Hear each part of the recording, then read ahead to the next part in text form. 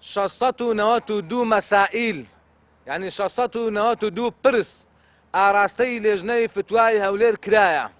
هەر یەکێک لەو پرسانە چەندین مراجع لە خۆی دەگرێ، بۆیە کۆی گشتی ئەو مراجعانەی کە سەردانی لێژنەی فتوایان کردیە لە خلالی ساڵی 2020 بریتیە لە 2650 هاوڵاتی لە هەولێر سەردانی لێژنەی فتوای هەولێریان کردیە بە ناوی زانایانی ئاینی بەگشتی و لێژنەی فتوای هەرێمی کوردستان داوا لە برایانمان مسلمان دەکەین لە فرۆشیار و بازرگان تکایە وشیار بن هەڵقۆچنەوە لە بۆ گرانکردنی بازار و لە بۆ بەدەستێنانی قازانجێکی وەختی بە ئاگاداری حاڵی خۆیان بن. ئەوە زۆر زۆر زۆر زۆر خەتەرە لە بۆ دینیان، لە بۆ ئیمانیان، لە بۆ ژیانیان.